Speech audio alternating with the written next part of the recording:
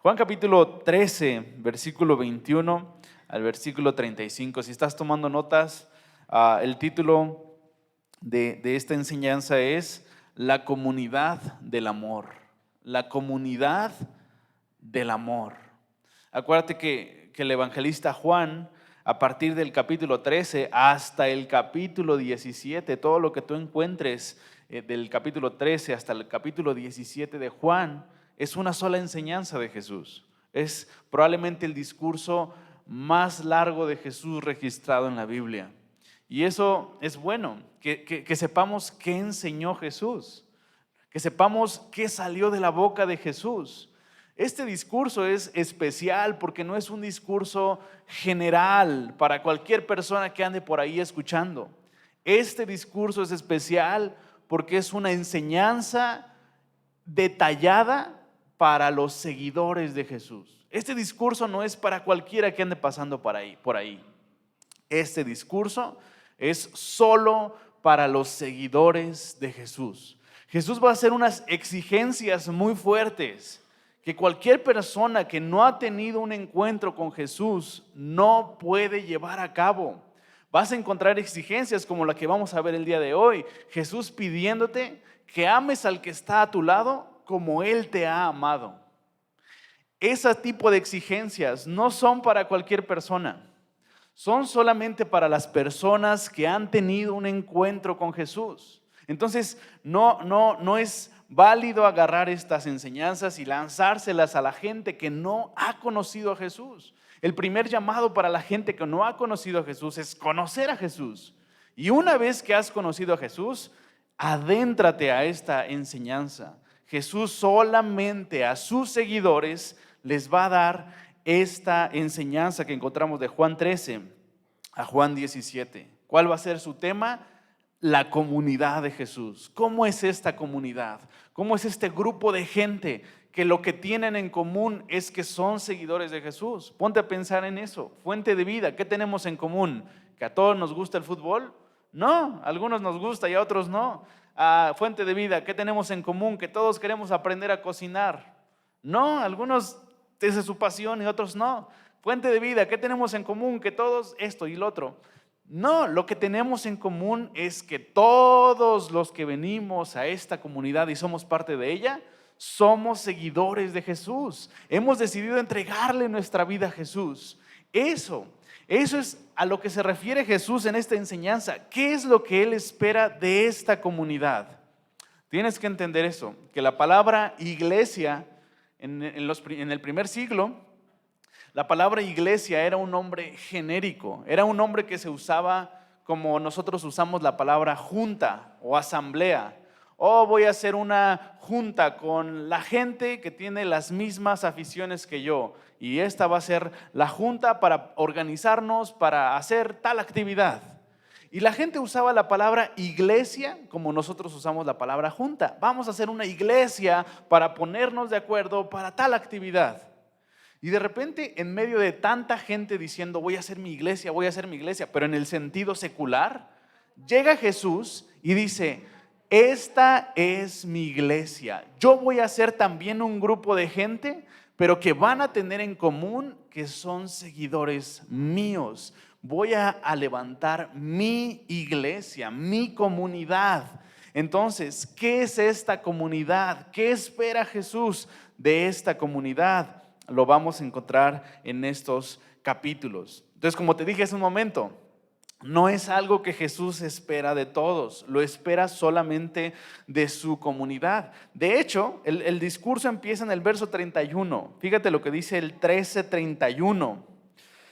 Dice el capítulo 13, versículo 31. Entonces, cuando hubo salido, dijo Jesús, y va a empezar su discurso. Cuando hubo salido, ¿quién?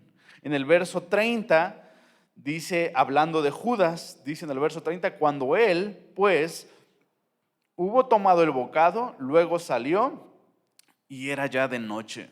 Entonces Jesús va a empezar su discurso hasta que Judas salga de la comunidad.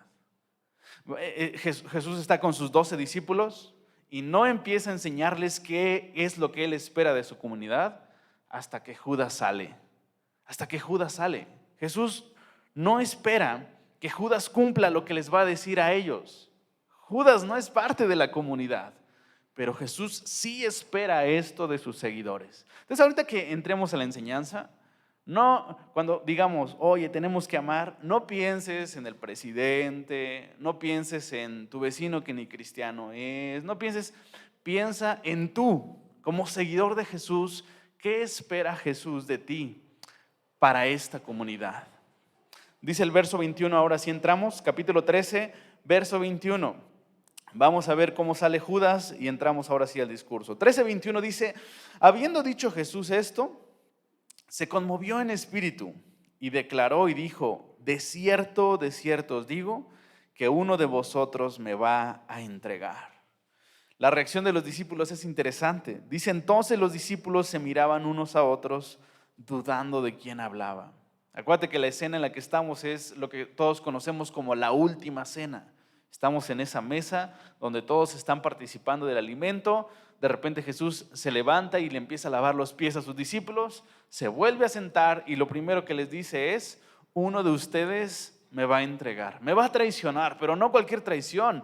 Él va a ser el culpable de mi muerte. Él va a ser el responsable. Él va a ir a buscar gente para que vengan a arrestarme. Uno de ustedes, uno de los 12. Y la reacción de los discípulos en el verso 22 nos deja muy claro que Jesús trató a cada uno de sus discípulos por igual. A todos los amó de la misma manera. De la misma manera que había amado a Pedro, amó a Juan. De la misma manera que amó a Juan, amó a Andrés. De la misma manera que amó a Andrés, amó a Judas. Porque el problema de Judas no fue que Jesús no le mostró amor. El problema de Judas es que no valoró ese amor. Y en el verso 22 todos están preguntando quién te va a entregar, quién es aquel que ha tenido un trato diferente contigo. Todos habían tenido un trato igual.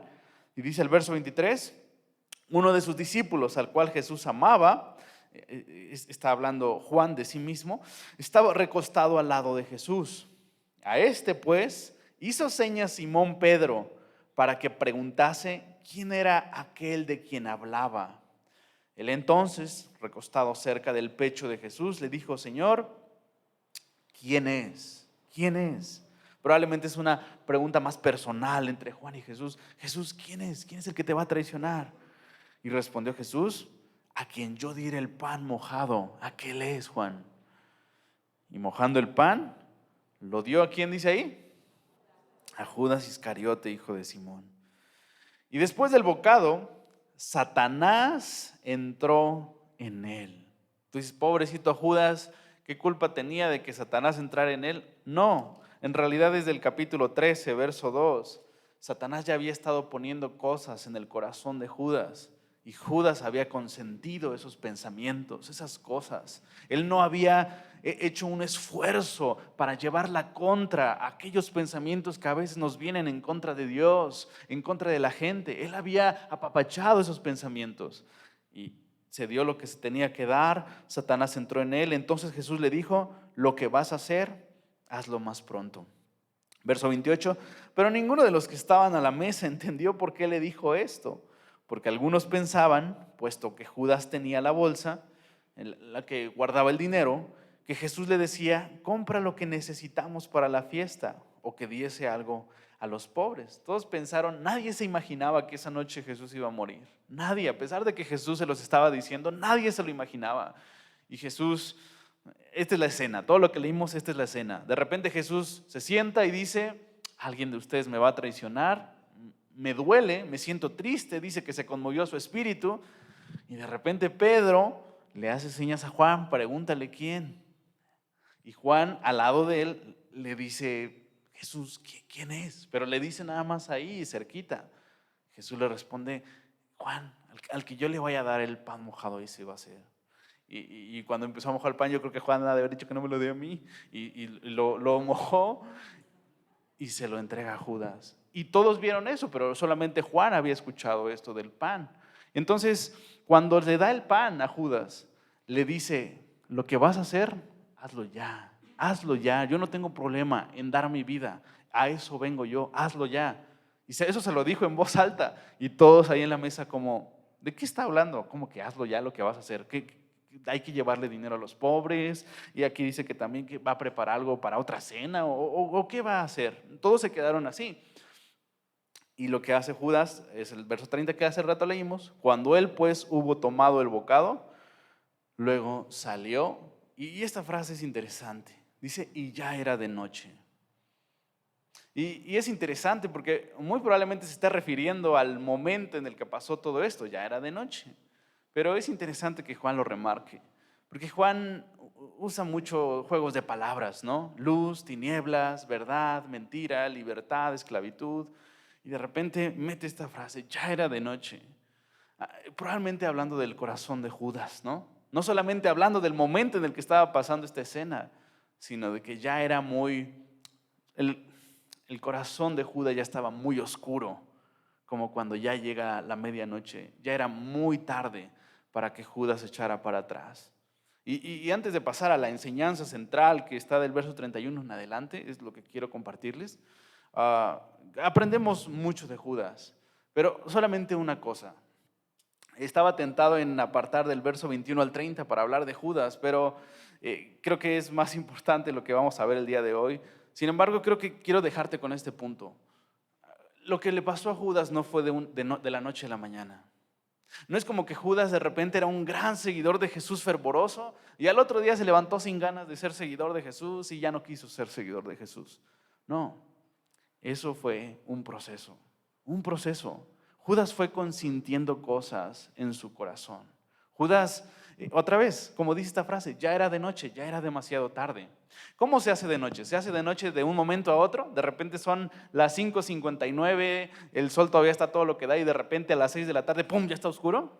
No, es un proceso. Se empieza a atardecer, se empieza a meter el sol y de repente se empieza a poner medio oscuro, pero de repente ya está muy oscuro, ¿no? Y yo creo que del proceso en el que se mete el sol hasta que de plano ya está muy oscuro ha de ser como una hora, probablemente, ¿no? 45 minutos, una hora. Bueno, eso le pasó a Judas. A Judas de repente empezaron a venirle pensamientos que él empezó a consentir. Como te dije ahorita en el 13:2 dice que Satanás estuvo involucrado en esos pensamientos que él ponía en su corazón. Y Judas nunca hizo un propósito de luchar contra esas cosas que venían a su mente, a su corazón. Y nosotros estamos llamados a luchar. Pablo le llama a esta vida cristiana una guerra. Una guerra. ¿Qué pasa en una guerra si tú no haces ejercicio de defensa? Te van a acabar. Es cuestión de tiempo para que acaben con tu ejército.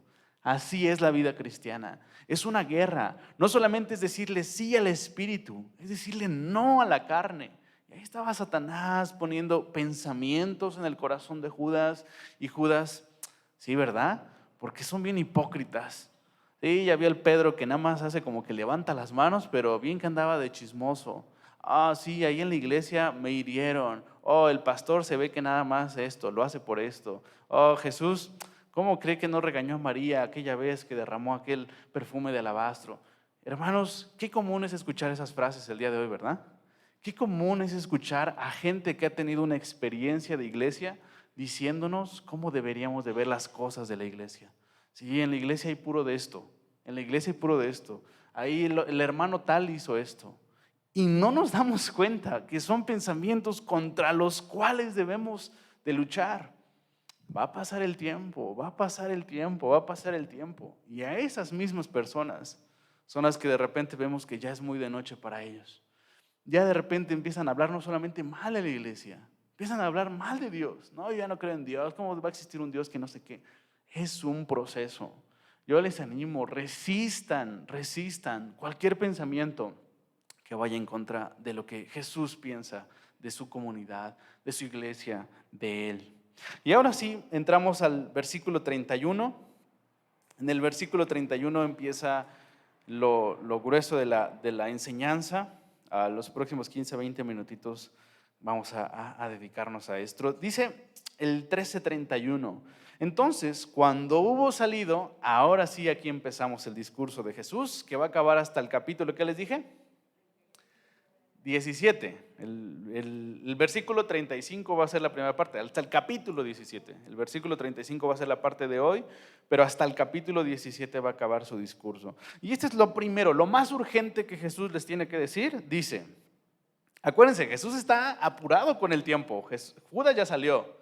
Judas ya fue a buscar a la gente con la cual había planeado arrestar a Jesús. Entonces Jesús tiene poco tiempo. Y lo más urgente, dice, entonces, cuando hubo salido, dijo Jesús, ahora es glorificado el Hijo del Hombre y Dios es glorificado en él. Si Dios es glorificado en él, Dios también le glorificará en sí mismo y enseguida le glorificará.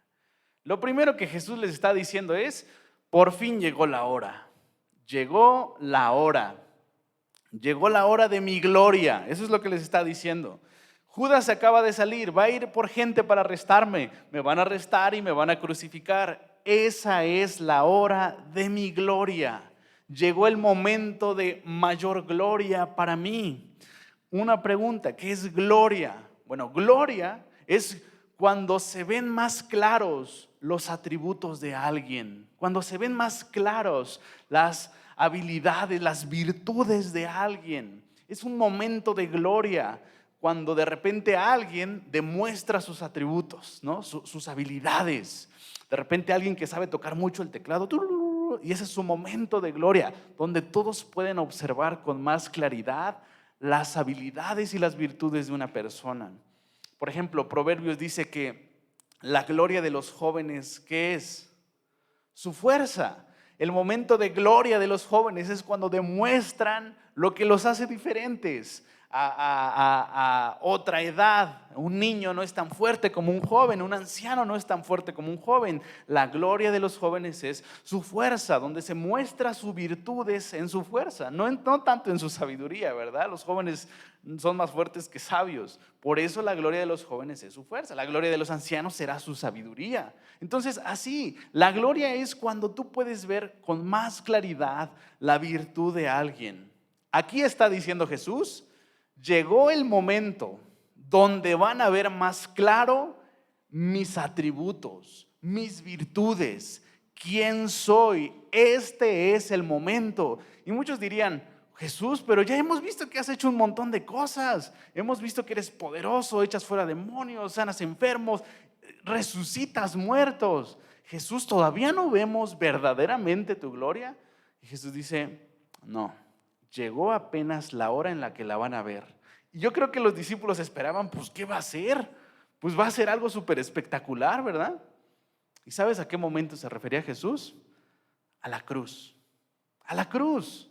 Cuando lo iban a maltratar, a escupir, a golpear, cuando lo iban a vencer sus enemigos, para Jesús, ese es su momento de mayor gloria. Jesús dice, este es el momento en donde puedes entender quién soy con más claridad. ¿Quién soy? ¿Quién es Jesús? ¿Cuál es el atributo que resalta en la cruz del Calvario? El amor de Jesús. ¿Cómo puedo saber que Dios es amor? Volteamos a la cruz. Ahí es donde podemos ver con más claridad las virtudes de Jesús. Jesús sí mostró siempre ser amor y mostraba amor cuando lavaba los pies, cuando multiplicaba los panes, cuando sanaba, ayudaba y bla, bla. Pero el momento en donde nos queda más claro que Dios es amor es en la cruz del Calvario. Sí vemos que Dios es amor cuando nos sana. Sí vemos que Dios es amor cuando nos provee. Sí vemos que Dios es amor cuando nos perdona, cuando nos salva. Dios es amor, se ve más claro en la cruz. Mira lo que dice Romanos capítulo 5, versículo 8. Romanos capítulo 5, versículo 8. Dice en Romanos capítulo 5, verso 8, ahí lo tienes en pantalla también, dice, mas Dios muestra su, ¿qué dice ahí?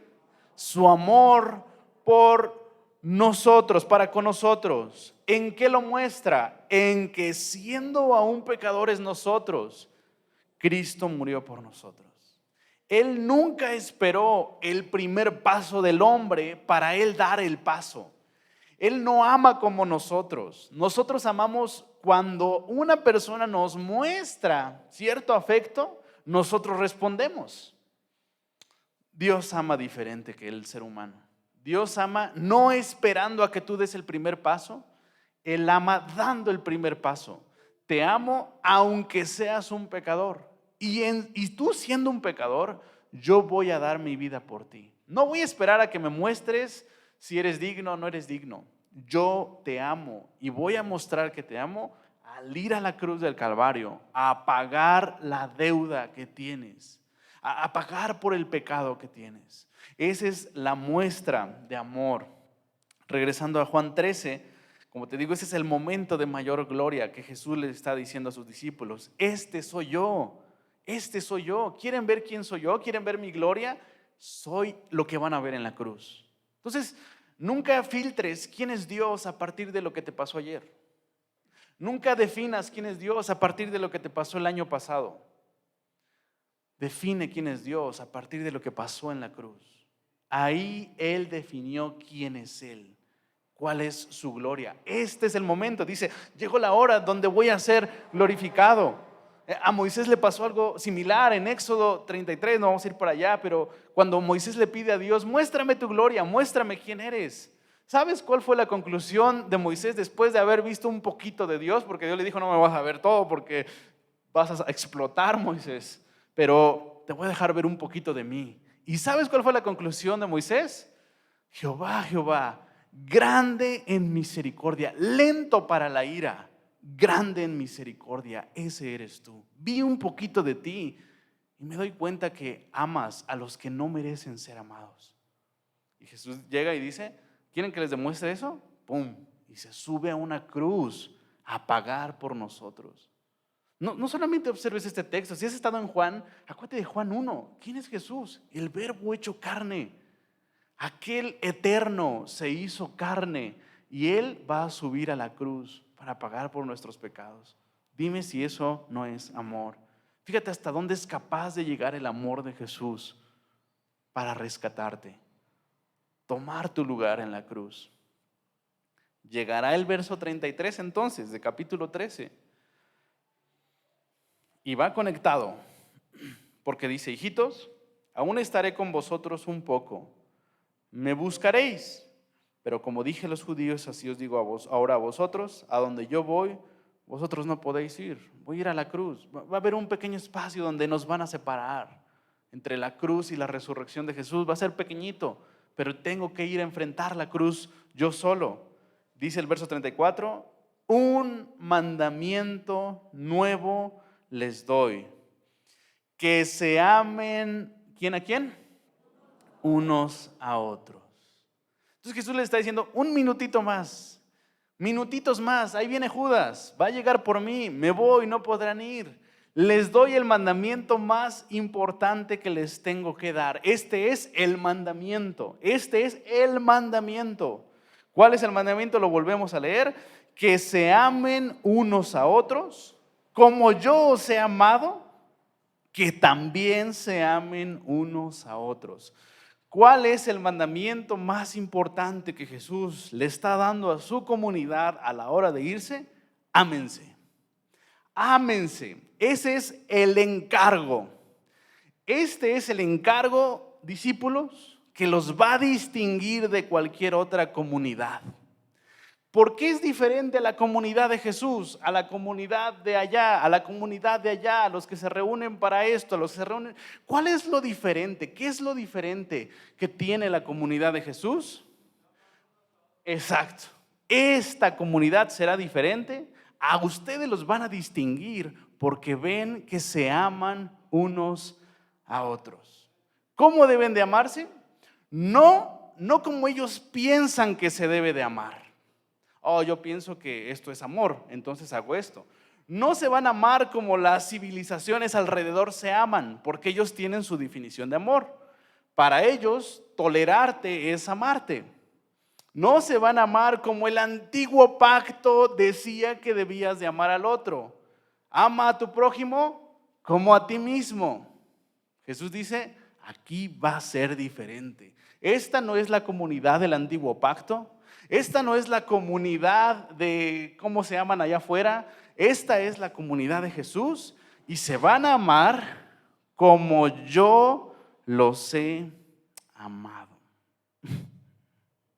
Bueno, para amar correctamente entonces en la comunidad de Jesús hay que entender el amor de la manera correcta. Si Jesús nada más nos hubiera dicho ámense, quedaría en mi propia definición cómo debo de amar al hermano tal. O yo creo que amarle es, pues, no molestarlo si está mal. Eso es amarle. Como pues que él tenga su vida y yo tenga la mía. Para mí eso es amor. A mí me gustaría que no me molestaran si estoy equivocado, entonces no lo voy a molestar. Jesús no dijo ámense nada más, o ámense como tú quieres que te amen. Es parte de la ley, pero después estamos en el nuevo pacto y Jesús dice, te voy a demostrar que es el amor. Ahora ama como yo te he amado. Yo soy la definición de amor y vas a amar como yo he amado. Entonces, para amar correctamente hay que entender qué es el amor. No es amar como yo creo, es amar como Él me ama. ¿Y cómo ama Jesús? ¿Cómo te dije hace rato que Jesús amaba? No como una respuesta, oh, me hiciste sentir esto, entonces te voy a dar esto. Oh, me diste, yo te doy. No, así no ama Jesús. Jesús ama como una iniciativa. Yo decido amarte, entonces te doy. Entonces no solamente debes saber cómo ama Jesús, debes experimentar cómo ama Jesús. Yo ya sé cómo ama Jesús porque ya estudié Romanos. Pero ¿ya experimentaste el amor de Jesús en tu vida? ¿Ya sentiste ese abrazo? ¿Ya sentiste lo que es haber fallado y que aún en tu fallo Él venga, te abrace y te lave los pies? ¿Has experimentado eso en tus tiempos de devoción con Dios? ¿Has experimentado cómo ama Jesús? ¿O solamente lo has aprendido en un instituto, en un curso, en una clase? No es lo mismo. Tú en un instituto puedes conocer cómo ama Jesús, pero solamente en una relación personal con Él lo vas a experimentar. Y hasta que lo experimentes, vas a poder amar como Él ama. Vas a poder abrazar cuando han fallado, porque has recibido un abrazo cuando has fallado. Vas a poder dar cuando nadie te ha dado nada, porque Él da cuando tú no le has dado nada. Ese es el amor de Jesús. Jesús ama hasta el fin. ¿Te acuerdas el primer versículo de capítulo 13 de Juan? Así como los amó desde el principio, los amó hasta el fin. Entonces Jesús nunca dejó de amar. Para el cristiano no hay tal cosa como dejar de amar. Oh, es que ya, lo dejé de amar porque empezamos a llevarnos mal. No hay tal cosa como eso. Si alguien me crucifica, voy a seguir amando. De esa manera amó Jesús. Amó hasta el fin. Amó hasta el fin. No hasta que salimos de la iglesia, no hasta que pasó Navidad. No, amó hasta el fin. Y dice Jesús, eso los va a distinguir como mi comunidad, su forma de amar. Otra vez, todos aman, todos tienen su forma de amar más bien. Todas las civilizaciones tienen su forma de amar. Todas las personas tienen su forma de amar. Bueno, la comunidad de Jesús tiene una forma muy peculiar de amar, como Jesús ama, como Jesús ama. Dice el verso 35, con eso terminamos. Fíjate qué tan importante es esto. En esto conocerán todos que son mis discípulos, si tuvieren amor los unos con los otros. Jesús termina diciendo, esta es la manera en la que se van a distinguir como discípulos míos. Hermanos, hay muchas maneras de distinguir a un cristiano. Hay muchas maneras de distinguir a un cristiano. Algunas son como raras, ¿no? A veces, no sé, conocemos a una nueva persona y tiene un nombre bíblico y decimos, yo creo que él ha de ser cristiano porque pues tiene un nombre bíblico, y luego le rascas y, sí, es que mis papás son cristianos. Entonces era cristiano, ¿no? O no sé, están en una fiesta y no quiere bailar. Yo creo que ha de ser cristiano. Están ofreciendo cigarros y él no fuma. Ha de ser cristiano.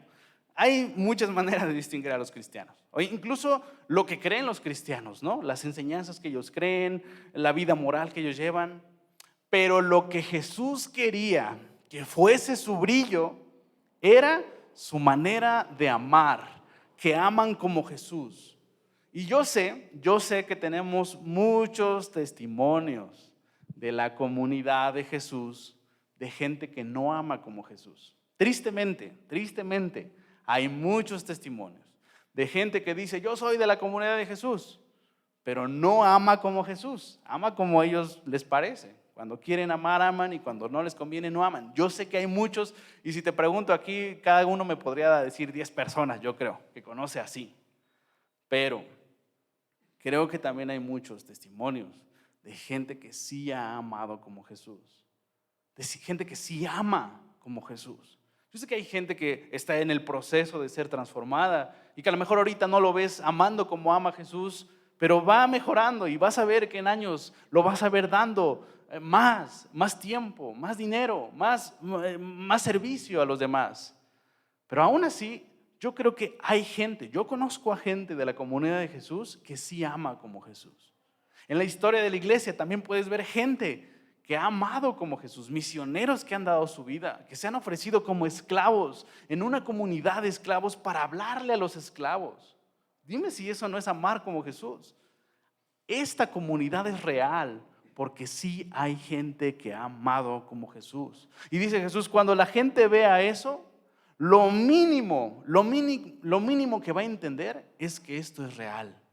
Cuando la gente vea que se aman como yo los he amado, lo mínimo que tienen de estándar para pensar es que esto es real. Si ellos deciden rechazarlo, ese es su problema, pero al menos van a saber que esto es real. Cuando se amen como yo los he amado. Pero cuando la gente no ve que se aman como yo los he amado, van a empezar a hablar mal de esta comunidad. Van a decir, ¿para qué se siguen reuniendo? Están igual que afuera, están perdiendo su tiempo, bla, bla, bla, bla. Entonces, ¿qué nos toca hacer como iglesia? Hay que mostrarles que nos amamos para que nos crean. No hay que hacer para que nos vean. Hay que amarnos y que ellos vean. Hay que amarnos simplemente. Y eso, otra vez, eso no le toca al que está al lado de ti, hermano. Eso te toca a ti. Si tú eres seguidor de Jesús, te toca amar como Jesús. ¿Qué implicará eso en la vida práctica? Implicará detalles tan pequeños como mandar un mensaje, hacer una llamada, hacer una visita, ayudar con esto, dar una ofrenda, ayudar con una despensa. Implicará miles de maneras. Lo que hablábamos ahorita, servir incluso aquí en la comunidad. Ok, voy a prestar mi tiempo para esto. Voy a prestar mi tiempo para limpiar, para que los hermanos lleguen y esté limpio. Cosas así. Puede ser dentro de este local, puede ser allá donde estás viviendo tú, pero todo el tiempo tienes que amar como Jesús te ama. Y déjame decirte esto para terminar. Se te va a hacer una carga. Se te va a hacer una carga eso si no experimentas continuamente el amor de Jesús. Si constantemente, cada mañana, cada noche, vas a tu Biblia, lees la palabra, lloras tu pecado, sientes el consuelo de Dios, sientes su abrazo, sientes su gracia, te voy a dar más gracia, necesitas gracia, te amo, te abrazo, vamos a seguir adelante. Si tú no experimentas esa ternura de Jesús contigo, no vas a demostrar ternura para con los demás.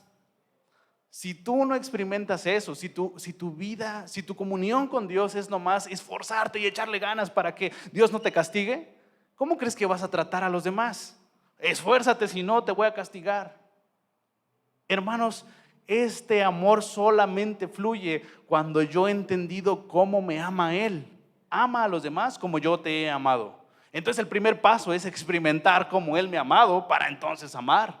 Si yo no experimento el amor de Jesús continuamente, se me va a hacer una carga. ¿Y por qué yo tengo que dar? Aquel no ha dado nada. Solamente habla de gente que no ha experimentado el amor de Jesús, que no ha experimentado sentirse amado. Porque uno aprende a amar cuando es amado. Uno no aprende a amar cuando le enseñan en un pizarrón cómo amar. Uno aprende a amar cuando ha experimentado la bendición de sentirse amado. Pero a mí nadie me ha amado. Sí, Jesús te ha amado. Experimenta el amor de Jesús y da amor. Otra vez, Jesús no exige esto del mundo. Jesús no exige esto de los Judas. Jesús exige esto de sus seguidores. ¿Por qué Judas no podría amar así? Porque él decidió no creer, decidió no experimentar el amor de Jesús. Pero ellos, Pedro, Juan, Andrés, todos ellos, sí tienen esa responsabilidad. Experimentar el amor de Dios y dar el amor de Dios. Yo sé que no es una tarea fácil, pero al menos vas a ir creciendo si te expones al amor de Jesús continuamente. Esa es nuestra tarea, hermanos. Esa es nuestra labor. Ese es el mandamiento. Jesús quiere que nos distingamos por ser la comunidad del amor. La comunidad del amor. Que en este lugar la gente sepa que no van a encontrar el tipo de amor en otro lado, solamente aquí. Vamos a orar, que Dios nos ayude. Bendito Dios, te necesitamos, te queremos. Anhelamos, Señor, que tu amor fluya en este lugar. Señor, que el amor que experimentamos cada día, cada mañana, cuando vemos tus bendiciones sobre nosotros, fluya hacia los demás. Que nuestra vida sea un testimonio de que estamos satisfechos en tu amor. No obligados, no nos estás obligando a hacer cosas. Señor, a veces manifestamos eso, como si nos estuvieras obligando cosas, y eso lo reflejamos con nuestro prójimo, obligarles a que hagan cosas, cuando tú querías que esta fuese la comunidad del amor.